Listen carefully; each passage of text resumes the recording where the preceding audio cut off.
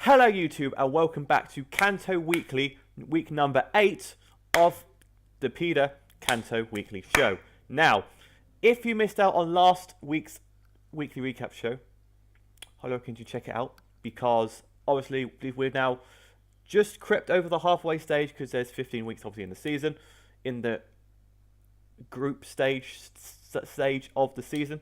So we're officially now just after halfway. So what the table after this week's episode will probably be roughly what the idea of who's going to be in the top, who's going to be in the bottom, and what people are fighting for the rest of this season number 1. Now, before we get into any business, there are some trades that had been done. There has been 3 trades this week, and the first of which was the Honolulu Luchas got up to some trades and traded 2 months away. They traded their Celebi first for Necrozma of the Wellington Ho-Oh. Now, obviously trading Psychic type for Psychic type. Necrozma's more of a bulky mon, and Celebi's kind of like a cleric-y sort of mon. So they're both tier 1. They're both tier 1. So, yeah. So, trade Psychic for Psychic, as you do. Now, he also traded his Alolan Muck for Ash Greninja from the Sugar Puff CT2 Elixirs. Now, obviously, Alolan Muck can be a bulky boy, like only weak to ground, recycle berries and whatnot, recycle Figgy Berry set. It can be Belch set if you really want to. It's mainly a knockoff user, Poison Jab, whatnot. Good solid mon, but Ash Greninja is just like... Muck is like a bulky sweeper. Kind of defensive, bulky sweeper sort of thing. Ash Greninja just hits like a truck and does the most. But that's tier 2 trade for that. And also the last trade to talk about was the Sugar Puff CT2 Elixirs, who traded their Porygon 2 for Primarina. Free agent trade off their only free agent trade off the market. And obviously Porygon 2 is a bulky boy with Eviolite and whatnot. So Primarina is a especially bulky gal. And I don't know. I personally prefer to use Porygon 2 over Primarina, but it's like the coach's preference of what mons they like to use, because I don't like running bulkier mons. I prefer like full hard hitting. I don't like stall. I hate stall so much. So I don't know why I like Porygon 2 then. But it's fine, don't worry about it. But it's all well and good because those were the trades of week number 8. Now, this week, unfortunately, there were 2 forfeits this week. I think this is our first week where there's been more than 1 forfeit, which is absolutely... It was good up to this point, and now it's like starting to get... But 2 forfeits nonetheless. Our first forfeit was to the Green and Guzzlord, coached by Dr. Piplup, who didn't respond or whatever. Just, you know, I think this is second forfeit now, so I think the rule is if he gets to 3 forfeits, you get a chat with him, see what the lowdown, what's going on, and all that shenanigans. But hey ho, maybe he'll be about next week to do week number 9 game. So the Iowa Garchomps pick up a 3W there, 3-0, which I think they were in the orange zone at this stage. So they should be around climbing up into the safe yellow zone with that forfeit victory. And the other forfeit was for New Haven Nut, who are bottom of the table. I think they were busy, and instead of extended it because he said he was memeing, so he didn't really care if he won the game or not. So he just said, right, you can have the forfeit win. It doesn't matter because, well, I'm just memeing. I don't really care if I get relegated or not. So fair enough. Boston Typhlosions. Your boy David and the Boston Typhlosions pick up another W, 3-0. I think they're now pushing them green spots or in the green spots by the end of this week. So yeah, that's all the formalities are out of the way. Now we can get back to, I think we have 1, 2, 3, 4, 6. We've still got 6 games to watch, so let's crack right into this. So the first game we have are the Sinnoh Starlets, coached by Sean and the Blind Messiah, versus the Sugar Puff City Swellixes, coached by Skeff. And yeah, so obviously Sugar Puff City Swellixes have lost Ash Greninja and picked up Primarina. And as you can see, he's brought Primarina for this week. He's also brought Mega Venusaur, Salamence, Registeel, Primarina, Entei, and Mian Xiao. Whereas the Sinnoh Starlets have brought Mega Marwile, Stakataka, Araquanid, Hooper Unbound, Mimikyu, and Mamoswine. So, looking at the teams, Mega Venusaur can potentially put in the work, because what's Mega Venusaur weak to? Flying and Psychic. I mean, once the Hooper's gone, Mega Venusaur can potentially stall. No, he's got double Steel. 2 Steel types, which can just stop Toxic stalling. So, Mega Venus, once... It's gonna be a hard ask for Mega Venusaur to put in work this week. Salamence, if the he's got double Fairy and double Steel, so Salamence isn't going to be that effective, and he's got an Ice type, so Salamence not going to be that effective against this team. Registeel can potentially wall some of his mons, especially like the Mega Marwile, for instance, unless you're rocking Fire Fang or a fighting type move. Obviously, Primarina, good matchup in this situation actually, because obviously it's neutral to Steel, it's neutral to most of his team, so that can potentially put in the work. Entei, as always, can put in the work against mainly the Mega Marwile, which is probably the main reason he brought it. And Mian Xiao can deal with the likes of the Mamoswine and the Stack Attacker. So, and obviously for Sean's side of the field, Mega Marwile just puts in the work. If he's Trick Room again, like he has brought in previous weeks, like Trick Room Mimikyu, Trick Room Stack Attacker, Trick Room Arachnid, this team can be quite scary. If Trick Room gets up, I can't see anything rather than a Sean victory. Obviously, Hooper Unbound can just smash things late game. Same with Mamoswine. So, if he needs the speed, he has it with the Hooper and the Mamoswine. They're not exactly the fastest mons out there, but they both will outspeed, I think, barring Salamence, Mian Xiao. I think Entei. I can't remember what Entei's base speed is, but I think both of them will outspeed his entire team, barring Salamence and Mian Xiao for sure. So, if it comes to that, then they can just put in the most work for this first game of week number 8. So let's jump into the game and see how it goes. So Skefnate lead with Registeel versus Arachnid. Gets the Stealth Rocks up as he goes for Liquidation. So does solid just over half to the Registeel. Gets a crit with the second Liquidation on the Mega Venusaur and gets a defensive drop. So he switches out into Registeel as he goes for Liquidation again. And down goes Registeel because he had to switch out there because there's a crit on the Mega Venusaur. So he Mega Evolves the Mega Venusaur, goes for Synthesis as Sinistar. Let's switch out into the Stack Attacker. Mega Venusaur. Now we realise here that this is a weakness policy, Trick Room, Stack Attacker. And this can potentially just rack up the kills. It can potentially rack up all the kills this week because obviously Earthquake from Mega Venusaur is not going to kill it because it's not stab. It's probably a bulky Venusaur, so it's probably not got much investment in its attack. So Sean probably knew that. So he was obviously weak to grass as well. So if he went for Giga Drain, could have potentially done that as well. He might be Focus Sash just to make sure that we can't be Focus Sash. What am I on about?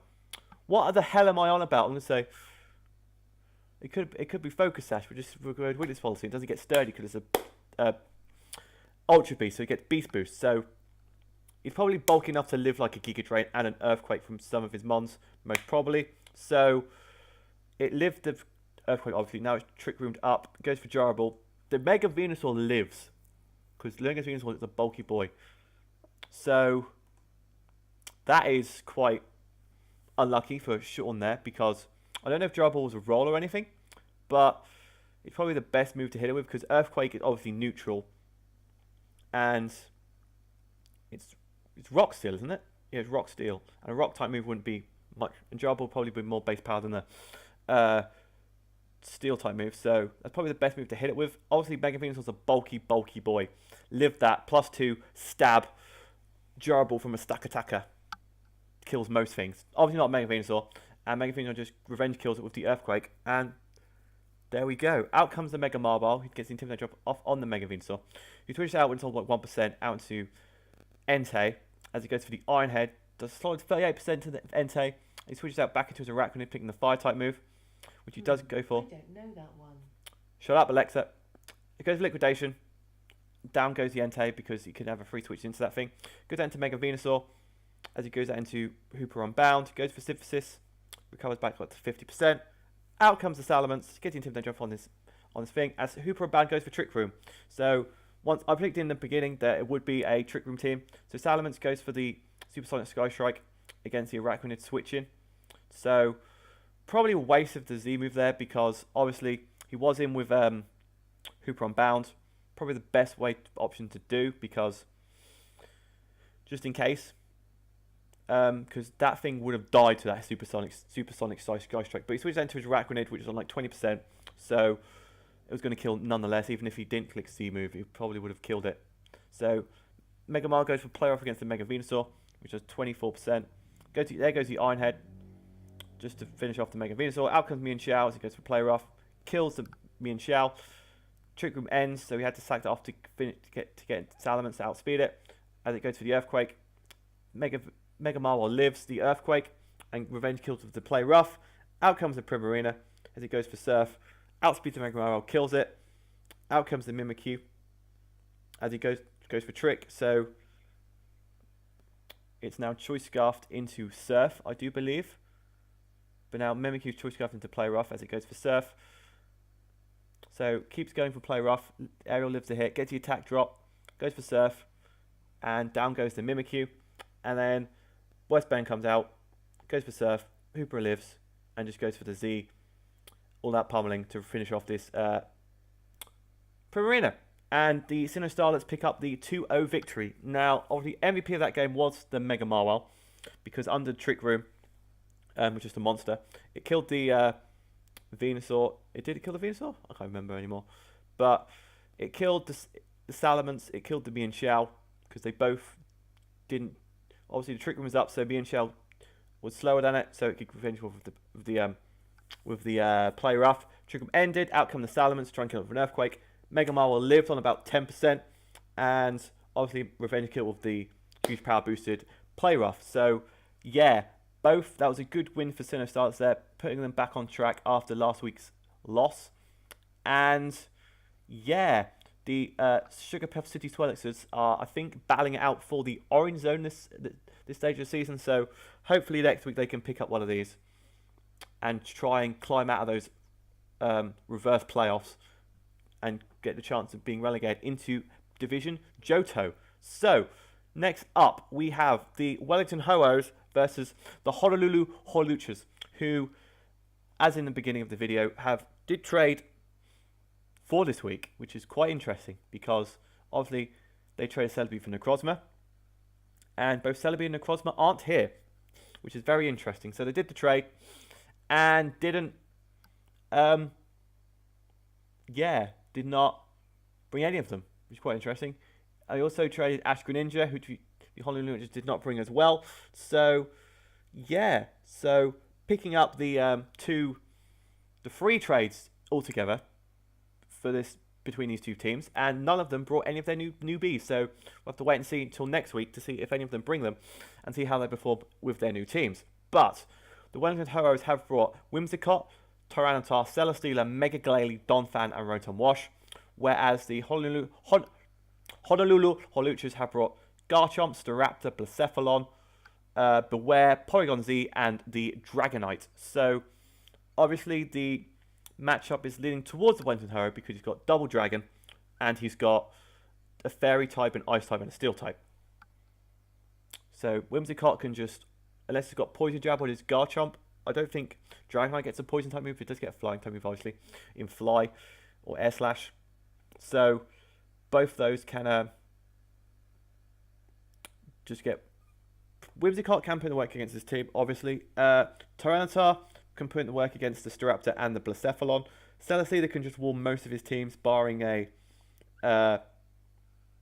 Thunderbolt, probably from Porygon Z, or a Fire type move from Blacephalon, obviously. Mega Glalie, once the Beware and the Blacephalon are dead, can potentially sweep the team. Donphan is just probably there for bulky rocks, most probably. If you get rocks to deal damage to the Blacephalon, the Staraptor, and Dragonite, who are weak to rocks, can potentially help out the team. And obviously Rotom Wash is there for the likes of the Blacephalon, the Staraptor. Wellington Ho love to use Rotom Wash, so that's why he's there, most probably. Obviously, the Honolulu Holuchas have got Garchomp, Scarf Chomp, or Rock Chomp, one of the two. I'm predicting Rock Chomp because he's got Dragonite as well. So he won't want too physical. Because Dragonite and Garchomp, they don't do the same thing, but they kind of do. Because they're both physical attackers. They're both kind of fast. They both can potentially sweep late game. But if he's bringing both, I'm leaning towards Garchomp being Rock set. because Dragonite Garchomp is more suited to that other role than Dragonite is, so I'm predicting Rock Garchomp. Blacephalon, I always bring a Choice Scarf, but it'd probably be Choice Specs. It can be Flame Charge set. It can be a Z move set. Most likely going to be a more Choice Spec set, looking at his team, because his only team that outspeeds it is probably Whimsicott, and Whimsicott doesn't want to stay on against a Blacephalon any day in a week, so he's probably Choice Specs, probably not Choice Scarf. Porygon Z obviously could be Z Conversion. Why am I so tired? Blah, blah, blah, doesn't matter. But Z Conversion Porygon Z is also a threat. Staraptor can potentially put in the... It can't really. This matchup is absolutely atrocious for Staraptor, because obviously Tyranitar's Rock type. Stellar Stealer can... Stellar Stealer resist the Flying Stab. Mega Glady super effective against it. Rotom Wash is super effective against it. I think Donphan gets Ice Shard. Obviously can get Stone Edge, Rock Slide. Can do it damage that way. Beware. If the Whimsicott is down, Beware can definitely put in the work. And Dragonite, same thing with Garchomp. 3 mons that wall it. And hopefully that I get my prediction right, and Garchomp is Rocks, and Dragonite is the late game killer. Oh my god. Oh my god, did I jump on screen? I pressed play, I heard music, I went, what the hell was that? The music was... I'm sorry. But obviously, lead was Whimsicott versus Blacephalon. As Whimsicott U-turns out against the Blacephalon, goes out into Tyranitar. As the Blacephalon probably goes for Flame Charge, which it does. Does nothing to this Tyranitar, so he gets +1 speed on this Blacephalon. As he goes for the Will-O-Wisp, which is very interesting because he was a bulky Blacephalon? I don't think it was bulky, but he burnt it. So he goes for Pursuit. Knowing he went for Pursuit, went for Flamethrower because he's going to die anyway. So down goes the Blacephalon to the Tyranitar. And Dragonite comes out first. So he goes into Stellar Stealer. Dragonite goes for Dragon Dance. So I was correct. The Dragonite was going to be the sweeper out of the 2 dragons. So he goes for the Fire Punch. Does 55% to the Stellar Stealer as he goes for Leech Seed. So predicting now that Stellar Seed is going to protect or switch out. He protects. He gets some Leech Seed damage. The Holy Hoolies predict this and go for another Dragon Dance, meaning that the next 5 punch should knock this thing out. It doesn't. It lives on 9%. Gets the burn though, which is very unfortunate. But he does get the Toxic off on the Dragonite. So it's on Leech Seed Toxic Timer, which can shut this thing down. So it can't potentially sweep for the rest of the game. Goes for Dragon Dance again, predicting the Protect or the Switch out. Gets the +3/+3. But the Toxic and Leech Seed damage is stacking up against the Dragonite. So Dragonite can't potentially not put in the most work. But he goes for the Fire Punch on the Tyranitar switching. Doesn't do a lot because obviously it's resisted. And Toxic, Leech Seed damage is stacking up, and Sandstorm damage is stacking up. You got in the Stellar Stealer predicting a Outrage. But yeah, it goes down, can't handle the heat. So Dragonite goes down. So Wellington Hero played that very, very well. Playing the Dragonite very well. Elite with Stellar Stealer. Put on the Seed Timer, put on Toxic Timer, put on Sand Timer. Switching out so it could... It's going to go for Fire Punch, going to Tyranitar. It's going to go for an Outrage, going to Stellar Stealer, just in case he had like Dragon Claw. Because if he had Dragon Claw, he might have lived, because it's resisted, obviously. But Outrage was just too strong, knocked that thing out. And obviously, knocking 2 of the Holy Hood, which is a big threat in the cost of Stellar Stealer. Wellington Hero will take it. But Porygon Z goes for Z Conversion, like I predicted at the start of the video. And it changes into an Electric type versus the Boy Toy. As he goes for Volt Switch out, which now is resisted, goes out into his... Donphan, because now obviously an Electric type, goes for the Ice Beam. Donphan lives because of Sturdy. As he goes for Rock Polish, so a Sturdy Rock Polish set. It now outspeeds the... It does not still outspeed the Porygon Z, because it's +1 v +2. And yeah, Donphan goes down. So this Porygon Z can potentially sweep now. It goes for Hate and Power Fighting, I do believe. But that miss from that Tyranitar is very crucial, because that would have put in the finals of work. But goes for Ice Beam just in case it switches out. And down goes the... Tyranitar, and this Porygon Z looks very scary for the Holland Hoyluchers. Mega Glalie goes for the Ice Shard, and Porygon Z goes for the Hate and Power Fighting.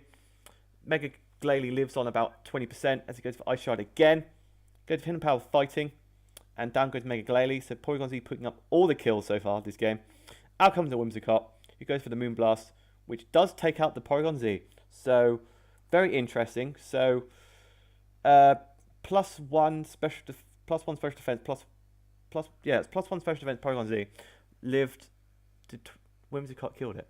Now, Whimsicott hasn't got the greatest special attack because I have it in a UCC. And it's obviously got some investment in... I imagine it's got some investment in special attack to be able to do that. Because if it didn't, I don't think it would have done that much damage. I think it would have done about 20%. High teens, 20%. But I don't think it would do 25%. So it must have had some investment in that set just to do the most. But goes for the Moonblast against the Beware as it goes for the Ice Punch. Now, next Moonblast is going to kill the Beware, which it does. Down goes the Sticky Sheep. As out comes the Garchomp, which obviously going to be Choice Scarf, Poison Jab. Or Choice Scarf, Fire Blast. Okay. Goes for the Fire Blast. Misses the Fire Blast on the Rotom switching. Out comes the Staraptor. Goes for Hidden Power Ice, I would imagine. As the Staraptor goes for Final Gambit, which is very interesting. Did not see that coming in the slice. So out comes Garchomp. He just clicks Fire Blast because it has to. Because it's Choice Scarfed. And obviously, he's got a Ground type move, which you can't touch his finger, a Dragon type move, which you can't touch the Whimsicott. So it must have been Choice Scarfed. So keeps going for Fire Blast on the Rotom Wash. If he landed 3 of those, I think it would have killed. And Garchomp could have potentially won. But unfortunately, he didn't. But Boy Toy's here, so is the Whimsicott. And the Wenzel Hero pick up that game 2-0 victory. Of the MVP of that game was the Porygon Z for the Honolulu Holuchas, picking up 3 kills and 1 knockout. Z conversion set was always a good set to run. Obviously, made it so it could outspeed the Mega Glalie, the Tyranitar, the Celesteela, bulky enough to live any attacks from most of them. Not the Moonblast. It had to be chipped down a bit from the Mega Glalie for the Whimsicott to be able to kill it. So, if the Wenzel Heroes calc that, that's a very good play by them to whittle down that threat, which was the Porygon Z, and deal with that threat. And also the threat of the Dragonite as well, which dealt with very, very well with the Celesteela and whatnot, switching out and whatnot, predicting the plays and slowly whittling that down, only losing 1 Mon to the Dragonite instead of his entire team. So that was a good win for the Wenzel Hero there, who are pushing at the top of the table, slightly behind the Sinnoh Starlets and the Black Sea Curums, are both up there, have been battling out for the top pretty much from the start. So they're catching up, Could we potentially see a third team entering that fray? You'll never know. You have to wait and see for the end of the show and see how this game goes down. So next up, we have speaking of Black Sea Curums, we have the Black Sea Curums, coached by Zombie, versus Pure Pidgeots, coached by JJ. Now, the Pure Pidgeots are rocking Mega Latios, Heatran, Silvally, Greninja, Cofagrigus, and Darmanitan, whereas the Black Sea Curums are rocking Tornadus, Clefable, Kyurem Black, Mega Medicham, Slowbro, and Gliscor. So, obviously, Zombie is unbeaten at this stage of the season. So, it's going to be... The table's going to be on his side of the field because, obviously, JJ was unbeaten for a time until he played, I think it was Sean, and lost. And I think he's lost a few... I think he's pushed... I think over the last few weeks, he's dropped a bit and is now on the brink of the promotion playoffs, the title-winning playoffs. So, hopefully, fingers crossed, it should be a good game. So, obviously, the Tornadus, super effective-wise, not a very good matchup. Mega Medicham as well, barring the Greninja. Obviously, Greninja is super effective on that. Clefable can wall the likes of the Latios and the Greninja, unless he's rocking a Gunk Shot set. Obviously, Gliscor's been bulky bat and pass set for him in the past. Evasion, agility, bat and pass. So probably going to bring that again, more than likely. Kyurem Black, just a freaking monster. I think Darmanitan walls it very well if it's a Choice Scarf set. Choice Scarf, Sheer Force, Earthquake or Rock Slide or Flare Blitz should be able to knock this Kyurem Black out. And obviously Slowbro is there as well. Doesn't handle the Cofagrigus or the Greninja well, but the rest of his team can potentially put in work against that. Greninja for the Pure Pidgeots can be obviously Protean. If it's physical, Gunk Shot can put in the work, especially against the Clefable. If it's Skull, Dark Pulse, Grass Knot, whatever set he's running on it, can put in the work as well. Obviously, there's going to be Life Orb Darmanitan or Choice Scarf Darmanitan, because that's the only really sets you can run Darmanitan. Do you want to be that guy who runs Z mode Darmanitan? Someone please run Zen mode Darmanitan one of these weeks, please. Just please, I just want to see it. I really want to see it in action, putting in work, please. That's my challenge for anyone watching. I want to see a Zen mode Darmanitan put in the actual finest of work in a proper game. Not just a random, boring, not important game. In a proper league game, I want to see a Zen mode Darmanitan. Yes. He's also got Gothic Regus, which I've loved using in the past in UCC. Obviously, Ghost type does put in the work against the Slowbro and the Mega Medicham. So, it's a good bring by the Pure Pidgeots there. Obviously, Heatran can put in the work against... Heatrans have got that great of a matchup. Maybe the Clefable. And that's about it, because Gliscor can have the Earthquake it. Mega Medicham can high jump kick it. Slowbro can scold it. Kyurem Black, it's about 50-50 between those two. And same with Tornadus. So, Heatran's probably not got a great matchup in this. Mega Latios can put in the work once the Clefable's down, or if he knows the Kyurem Black is not Scarf set, or he knows he outspeeds it with a Dragon type move. If he doesn't outspeed it, Kyurem Black can be a problem for his Latios. And obviously Silvally, we don't know what type it is yet, so depending on what type it is, can put in the work for this game. Let's jump in and see how this thing goes. So Zombie leads with his Darmanitan versus the Darmanitan. U-turns out against the Kyurem Black out into his Silvally, which is a Fairy type. As he goes to Dragon Claw, is immune. There we go. Toe on plays by Pure Pidgeots there. As the Silvally goes for Mori Attack, which is obviously Fairy type. Goes down to Slowbro, predicting another Mori Attack. Does 32% to the Slowbro. As this thing U-turns out, so it's a U-turn heavy team for the Pure Pidgeot so far. As Slowbro goes for the Surf on the Greninja. Out comes the Clefable. As Greninja U-turns out against the Clefable, taking some Life Orb damage out into his Heatran versus the Clefable. As he switches out into his Mega Medicham, Heatran goes for Inferno Overdrive and just bodies this Mega Medicham into another dimension. So out comes the Slowbro versus this thing as he goes for Dark Pulse. And Slowbro lives on 1%, but the Heatran lives as well, even though that's scored for days. But Gliscor comes out and is toxic damage, goes for the Earthquake. Latios is obviously immune to that because of Levitate, obviously. Out comes the Tornadus Furion. Here comes Mega Latios, who goes for the Ice Beam. There's the Yachi Berry coming through for the zombies as he goes for Acrobatics. Doesn't do enough damage to the Mega Latios. And Latios kills the Tornadus. And the Pure Pidgeots are looking in good shape to take the first victory against the Black Sea Kyurems in PIDA. So, can he continue this in the rest of the game? So, out comes the Heatran versus the Clefable. As it starts going for Cosmic Powers, and this could potentially be a problem. But he goes for Flash Cannon, which is 44% to this Clefable. As it goes for Wish, he switches out into his Gothic Regus. As it goes for Cosmic Power again. So, Clefable's now back at full health at +2/+2. As it goes for Minimize, you're thinking, okay. Oh, but the haze from the Gothic Regus comes through, shutting down that freaking Clefable for days. But Batman comes in through with a Poison Healing, roosting against the Silvally Fairy. Is trying to stall out the Ice Beam turns with Roost, because it know it can live them all. So he switches out into the Clefable, putting another Ice Beam, which it does go for. Gets a crit into 21%. And this Clefable can potentially... Oh, but the Iron Head reveal for... The Iron Head flinch coming through, shutting down this Clefable for days. But out comes the Slowbro as it goes for the multi-attack. Slowbro lives on 2%. Out comes the Gliscor, predicting the Iron Head. There it is, to 20%. Or 10% in total with the toxic healing damage. But back to square one again, doing Ice Beam, Roost spamming. But there's the multi-attack, which is 33% to the Batman. But Batman goes for Earthquake, gets a crit on the Silvally, as the Silvally goes for Ice Beam, and takes down the Gliscor. Out comes the Heatran, versus the Fusion Bolt, predicting probably the Greninja to switch in there. But out comes the Mantan, out comes the Clefable as it goes for Flare Blitz, nuking itself against the Treble Clef. Down goes Treble Clef. Out comes Slowbro. Out comes Greninja, predicting a Water type move, which it does go for. Greninja lives. Switch out into his Kyurem Black, putting a Dark Pulse, I would imagine. But he goes for U-turn out, because that's super effective as well against the Slowbro. Obviously, U-turns out, getting into Darmanitan. As it U-turns out again, out into his Silvally, putting a Dragon type move, or Fusion Bolt, that works as well.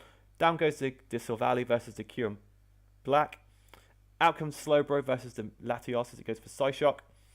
Obviously, Slowbro can eat that for days. Goes for Draco Meteor, down goes the Slowbro. And JJ is going to probably take this game because sacked off his Mega Laios to guarantee a switching into the likes of his Cofagrigus. As he goes for Dragon Claw, no, he can eat it up because it's a Cofagrigus. Loses Terravolt because of Mummy. And goes for Shadow Ball and knocks out the Kyurem Black for days. And the Pure Pidgeots win against the Black Sea Kyurems 3-0. So meaning no one anymore in PIDA Kanto Division is unbeaten after week number 8. So that's very good news because the league's obviously going to be more close now, hopefully, because people are slowly catching up. So the top of the table is really close, the bottom of the table is really close as well. So hopefully it's enjoying for you guys watching how close it's going to be and who's going to push for those playoffs, who's not going to, and whatnot. So obviously the U-turning shenanigans from the Pure Pidgeots did put in the massive amounts of work against that team. The main play in that game was the haze from the Cofagrigus shutting down the evasion spamming Clefable, which is a very good bring by the Pure Pidgeots. Because if that haze wasn't there, Clefable could have potentially swept this entire team, which could have been a bad sign. Because unaware, it would have been +2 in both defenses. It could have been evasion boosted. So when you hit it, it would do nothing. And you couldn't set up to defeat it because it's unaware, so it doesn't make a difference. So that's a very good play on the Pure Pidgeot's part. And also the Silvally Ironhead flinch against the Clefable stopped it as well. So if the zombie got these Clefable shenanigans up on this Clefable, this game could have been different. But it didn't. So GG to both of these coaches. Probably going to see. I want to bet now. I'm putting a bet down. I'm putting a goddamn bet down. I think both of these coaches will be in the green at the end of the season. I'm saying it now. I think these two coaches. We've seen all 4 coaches I think are going to be in the green zone at the end of the season. Prove me wrong, people. If you're watching this and I don't say your name, prove me wrong. I think the top 4 are going to be the Sinnoh Starlets, the Black Sea Kyurems, the Wellington Ho-Oh, and the Pure Pidgeots. That is what my prediction is going to be. So, prove me wrong. That's what they've just been up there for the entire first half of the season. So I'm imagining them to be up there again by the end. So, not in that order, obviously, but all 4 of them will be in the top 4. I might get one wrong, but I should get majority of it right. So, I have confidence. I have very much confidence I can do that. So, we move on to game number 6, where we have the Boston Cyndaquils coached by Dylan versus the Hungry Big Boys coached by my boy Bidoof. And the Boston Cyndaquils are currently rocking on their team Landorus, Firion, Incineroar, Dragalge, Diggersby, Kartana, and Reuniclus. Whereas the Hungry Big Boys are bringing Zorora, Cloyster, Thunderous Firion, Mega Manectric, Zapdos, and Durant. And obviously, with Hungry Bidoof being a mono-electric sort of team, the Boston Cyndaquils have brought Landorus and Diggersby. Because they did. Because he's mono-electric. It'd be stupid if you didn't bring your ground types. He brought both of them. But Cloyster can potentially do the work because Cloyster can... Subclasses include 9 by 19 Parabellum, 7.62 by 51 NATO, 7.62 by 39 5.7 by 28 and 7.62 by 25 Tokarov. For more, check out the Alexa app. Okay, thanks for your input, you Echo. Right, what I was saying, right, Cloyster. Cloyster can put in the work against the likes of the Diggersby and the Landorus, who potentially stop the electric types from putting in the work for the Hungry Big Boys. And we've got Durant there as well to deal with the Kartana, because electric obviously resisted by grass. So if Durant and Cloyster can take out the core in the middle, Landorus, Diggersby, and Kartana, the electric types can potentially put in the work against this team. So let's jump in and see how it goes and see if the but Landorus versus Mega Manectric. Mega Manectric evolves and goes for the as Landorus goes for the U-turn, switches out into its Incineroar. So this Mega Manectric now -2 attack, As it goes for Hidden Power Ice, most probably. That does nothing to this Incineroar, so it's obviously going to be Assault Vested. But the Incineroar goes for Earthquake and just knocks down that Mega Man Electric. So out comes the Cloyster versus the Kartana. As the Cloyster goes for Double Team, goes for Leaf Blade, crit Sash, gets a crit on that. As it goes for Shell Smash, so it's now +1 evasion, +2 attack, +2 special attack, +2 speed. There's the Icicle Spear coming through, and down goes the Katana, and its Cloyster can potentially sweep, depending on its moveset. So he switches out, double switch out to get the attack drop off. But there's the Rock Blast coming through from the Dragouge, and it goes for Shell Smash again, praying for the miss, which it doesn't happen, unfortunately. But down goes the Cloyster versus the Sludge Wave. But now goes into Durant and double teams again. It goes for Focus Miss. Now, Focus Miss against an evasion boosting Durant. Why? As he goes for Home Claws. So he's hustle boosted. He lands the Focus Blast at +2 evasion after 3 goes. But out comes the Incineroar versus the Durant. He bam passes out into his Thunderous Furion, which is a very interesting play there. But Thunderous out against the Landorus as it goes for Focus Miss. Does nothing to the Landorus because obviously it's resisted. Thunderous goes for Substitute. And Landorus lives a sub at plus. He misses that Stone Edge though, which is very unfortunate. Goes for Focus Miss because obviously it's only got Focus Miss and Thunderbolt, I would imagine. Because it's got obviously got sub and whatnot. But Stone Edge again from the Landorus, killing the Durant and the Thunderous. There's the Zapdos, drops to the crit Stone Edge, and out comes Zeraora. He switches out into his Diggersby as it goes for Knockoff. Knocks off the Choice Scarf off the Diggersby as it goes for Close Combat. Goodbye, Diggersby goes down. And can Zeraora sweep? Can it sweep against this Landorus? Has it got Ice Punch or something? No, it doesn't. Doesn't outspeed. And Landorus kills the Zeraora. And the Boston Cynicals pick up a 4-0 victory. Also, the MVP in that game was obviously Landorus Furion because it had to be Choice Scarf because Zeraora didn't outspeed it. Or it was min speed Zeraora, max speed Landorus Furion. But I'm pretty sure I'd imagine it would have been Choice Scarfed to outspeed the Zeraora. So it just clicked Earthquake, Earthquake, Earthquake, Earthquake, Earthquake, Earthquake, Earthquake, or Stone Edge, Stone Edge, Stone Edge, Stone Edge, Stone Edge, to put in the absolute finest of work. Obviously had double Intimidate to shut down the Cloyster, to shut down the Durant as well. That was GG to the Boston Cynicals, obviously. Zeraora and Cloyster, that Cloyster set could have been a problem if he got some. Well, this is why you evasion. How to evasion. Don't go crazy with it because it's Pokemon. Luck outweighs skill. So if you evasion spam, more than likely you're going to get hit, and it means nothing. As you can see in most of these games now, evasion means nothing.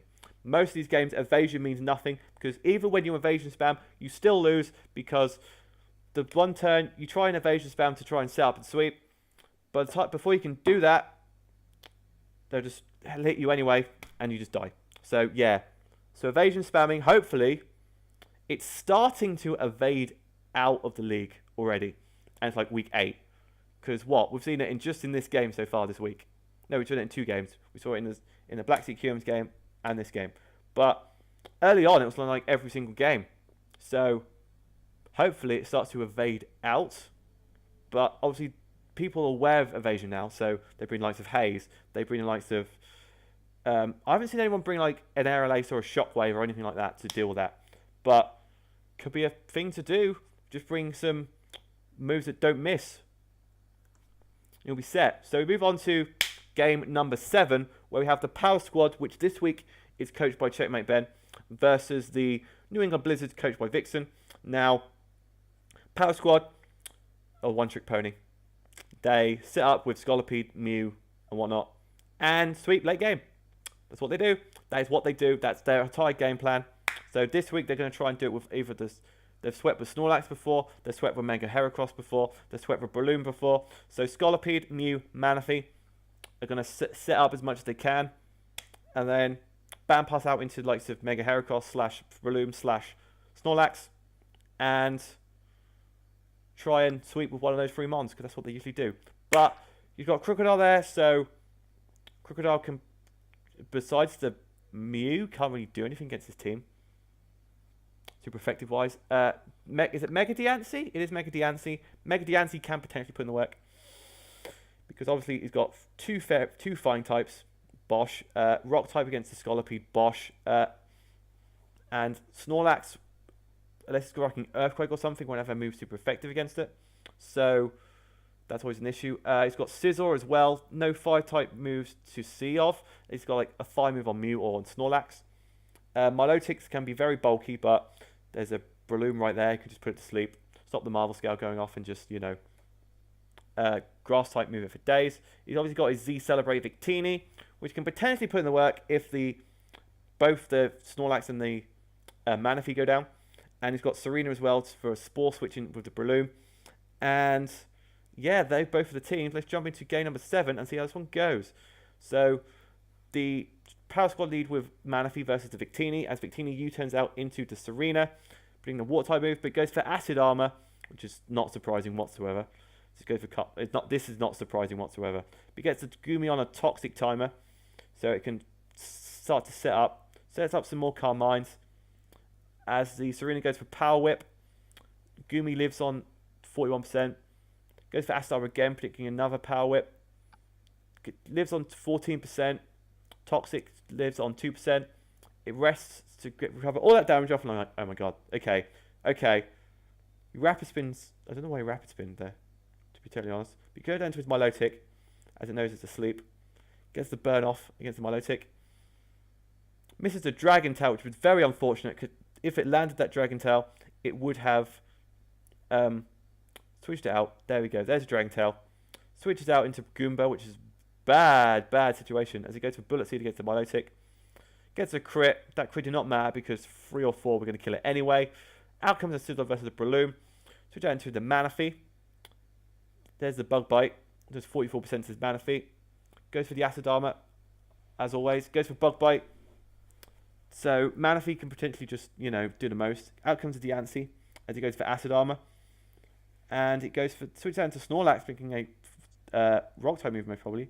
Or the Moonblast. Gets a crit on the Snorlax. It's 40%. There's the Diamond Storm. There's the Figgy Berry from the Snorlax as it goes for Curse. And you're like, oh no, Curselax is here. Just like to set up. Gets a defense boost on its second Diamond Storm as the Snorlax keeps going for Recycle. Out comes Victini, which is very, obviously because Snorlax was a physical attacker, sorry. But this is a special physical attack as well. So Snorlax is cursing up right now. As Victini's just sitting here, Zen headbutting. Obviously trying to flinch. That's the only way he's going to do anything. There's the flinch. But it doesn't matter because the Figgy Berry popped anyway. But there's the Body Slam, which is just about enough to the Victini. It goes for Z Psych Up. Oh! Did not see that. Whoa. There's a V Create, which does a bunch of damage to this Snorlax as it goes for Curse again. Goes for Zen Headbutt. Down goes the Snorlax. And there's the Manaphy, goes for Acid Armor. As it goes for U turns out with its defense boost, shuts down that Snorlax setup, which is very interesting. So there's the Moonblast for the Mega Diancie to kill the Manaphy. Out comes the Scolipede. As it goes for Substitute, there's the Diamond Storm, breaking the sub, getting the speed boost off. So it did sub first to try and... Oh, hello. Corkscrew Crash on the Scolipede to kill the Mega Diancie. Did not see that coming whatsoever. This game is full of stuff I'm not expecting. So the Scolipede goes for Substitute as the Crocodile goes for Knockoff. Gets another speed boost up on his Scolipede, but he's -1 attack now. But goes out into his Mega Heracross. Knockoff does nothing. Here comes the Scizor. Mega Heracross comes out and goes for Swords Dance. So it's +1 +3 speed. And Close Combat can potentially just sweep the rest of his team. They Intimidate that they drop to get to -1. There's the Pin Missile, predicting him to do that. So he kills that. Out comes the Crocodile. There's -1 attack now. But goes for Pin Missile, which still kills it anyway. Because Mega Heracross has got stupid high attack. So even a -1 can still hit like a truck. Out comes the Victini, who could just die to a Rock Blast. 1, 2, 3. Yeah, Victini goes down. And that is a 4-0 victory for the Power Squad. And that game was not a 4-0 victory. It was not, because Vixen played very well in that game. The Z Psych-Up was an absolutely amazing set. I wasn't expecting it. I was expecting Z to celebrate again. But he brought Z Psych-Up to copy that Snorlax setting up. So that's why he was Zen headbutting it. I just okay, I'm an idiot. But he was Zen headbutting the Snorlax. I'm thinking, why is he Zen headbutting the Snorlax when he's cursing up against it? But when he set up to high enough, he just Z psyched up it and copied the stats. Okay, all its health back. Just nuked the Snorlax with Zen headbutting Curse-Lax Victini. Very good set. And obviously, once Mega Heracross got the speed boost, it was game over, because Mega Heracross just hits like a truck. And with the speed boost, just outspeeds everything and just goes, oh, I've got ridiculously high attack. Let me just pin missile everything. Let me just rock blast everything. Let me just close combat. Yeah. So yeah, Mega Heracross obviously MVP for sure. There were some good sets brought by both sides. So Power Squad are now, I think Power Squad and New England are now like mid-table yellow zone or high yellow, and the New England Blizzards are rocking low yellow or just crept into the orange zone. But hopefully there's still 8 weeks to go, so both these teams can push on to achieve their goals for this season and possibly pick up some more of these. So we move on to our last game of the PIDA Weekly Show, where we have the Sydney Shamans versus the Victoria Victinis. And this game is a interesting one, because Victoria Victinis are obviously in the green zone as at the end of week 7, pushing for those playoffs, whereas the Sydney Shamans are in the relegation zone, reverse playoffs, pushing to get out of that. So both these teams are really in a win to secure what they really want to do at the end of the season. So obviously Devil's team is Victoria Victini's team is weather based with Pelidra, Hippo Drill. And it's got Ember as well and Venusaur. It's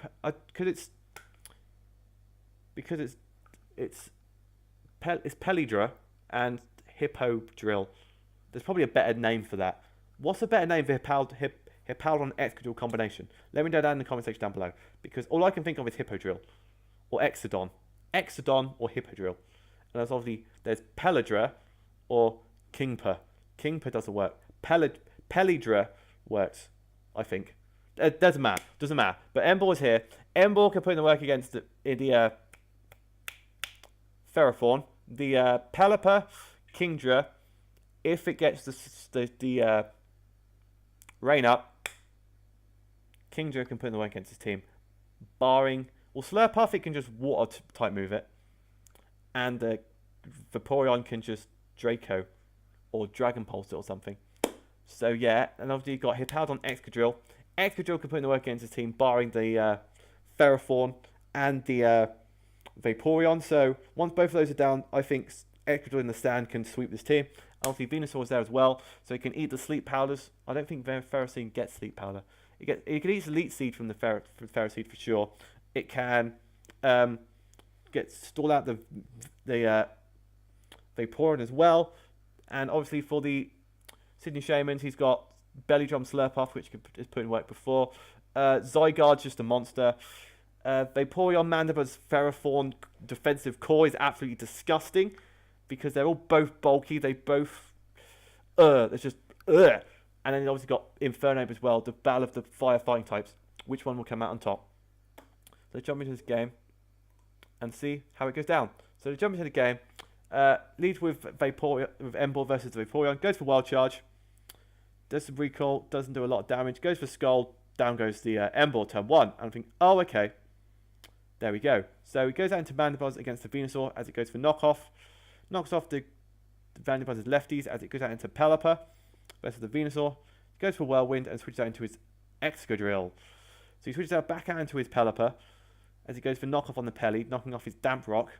So shutting down the length of the rain the Devil Gamers have on their side of this field. Gets a Toxic off against the Pelipper. It's just roost stalling it now. Toxic stalling the Pelipper right now with his Mandibuzz. Goes down to his Ferrothorn to get another Scald, but he goes down to his Hippowdon to get the Sand up. as a Hippowdon goes for Earthquake, which does nothing to this Ferrothorn. Goes for Elite Seed. Elite Seed stalling. So I think the Sydney Shaman's tactic for this week is stall with those 3 mons I said about at the start of the video. Start of the battle, sorry. Stealth Rocks goes up for the Ferrothorn as the Hurricane does nothing. Well, does 44% to Ferrothorn, but with the Toxic, Elite Seed, leftovers stuff, Protect stalling.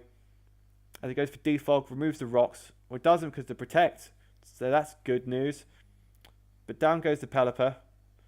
Just stalling out. This team is just stalling out. Poseidon goes for Hidden Power Fire. I would imagine that's HP Fire. But because it's in the rain, yeah, it's not doing a lot. So it goes for the Z move. It goes for the Z Devastating Drake. Just 40% to this Ferrothorn. It goes for Elite Seed. Just stalling the Poseidon out. As he goes for Protect, I'm guessing. Yes, he goes for Protect. There's a HP Fire, which would have finished off this Ferrothorn, but there goes all of the recovery. Switch out into his Slurpuff. Being the Hidden Power Fire. There it is.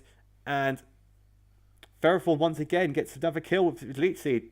So this team is pretty much just stalling out the Victoria Victinis.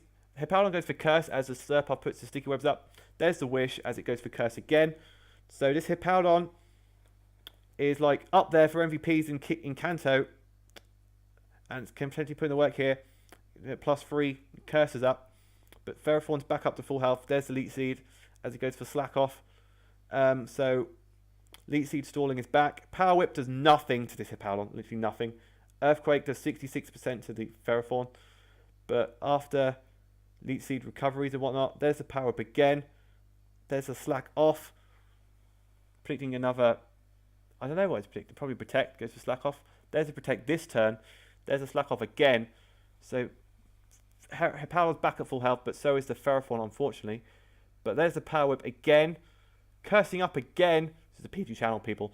It's now +4 curses. This Ferrothorn just stalling out everyone. It's just literally stalling out everything on this team. So this is just stall, guys. I hope you like stall because this is what you're seeing right now. There's the crit. Finally, there's the crit. It had to come soon, but out comes the Venusaur versus the switch out into his Infernape. Goes for the Sleep Powder, knowing he can switch out. There's a knockoff, knocking off this Infernape's Life Orb. So Infernape wakes up, goes for Flamethrower. Frogger lives, goes for Roar, switches out into his Vaporeon. He goes for Ice Beam and kills the Venusaur. And then out comes Excadrill, who's now -1 speed. As it goes for Scald and knocks out the Excadrill. And surprise on the books, the team in the relegation zone, the Sydney Shamans, have 6-0'd the Victoria Victinis, who at the start of this week were in the green playoffs. So a team in orange should just be a team in green 6-0. That's insane. That's crazy. This is why PIDA is all about. Anyone can beat anyone in this league. Anyone can beat anyone. So yeah, GG to the Sydney Shamans. Obviously, Ferrothorn and Vaporeon were just MVPs. They got all the kills. Just the Stally Walls got the kills. Sideguard didn't even touch the field, I don't believe. I don't think it did. That's insane. So yeah, Ferrothorn stalling. So I think the Sydney Shamans have found a ploy to try and win the rest of some more games. Just stall out with Ferrothorn and Vaporeon and you get the win. You get a win. That's all you need to do. Stall out with those two and you get a win. You get a freaking win. But yeah, as you can see, after week 8, this is what the table is looking like. As you can see, the top 4 are Sinnoh Stars are in first place with 21 points. And the Black Sea Cums are in second place with 21 points as well. But the Sydney Stars have got a significant higher differential. That is 8 points more differential. So I'm still waiting for those two to play. Week number 14 is going to be a very hyped game. I can't wait because that could decide who gets first, who gets second place. I mean, it doesn't matter at this stage if you get top or second. But if you get first, you play in 4th place. And if you get second, you play in 3rd place. So possibly, if you get first spot, you'll get an easier playoff semi-final to try and win the entire thing. And obviously, in 3rd place, we have the Wednesday Starving Pig on 18 points. But this is where I get interesting because Possum, Typhlosion, the Pure Pidgeots, and the Victoria Victinis are all on 15 points. So either of those 3 next week can potentially either creep into the top 4 or overtake the Starving Pig, Wellington Ho-Oh.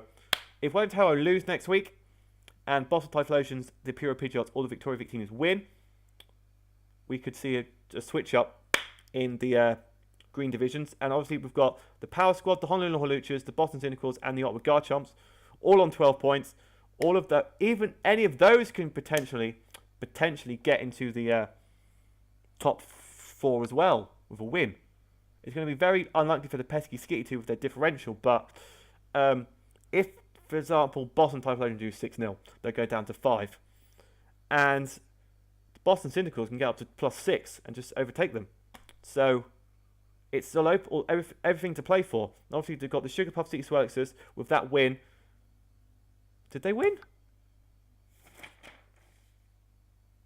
No, they didn't. My bad.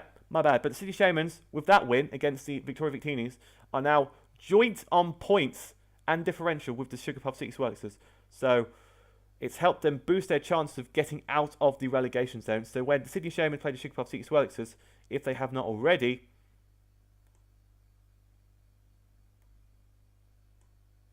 Sugar Puff City Swellixers have not played them yet, which is very interesting.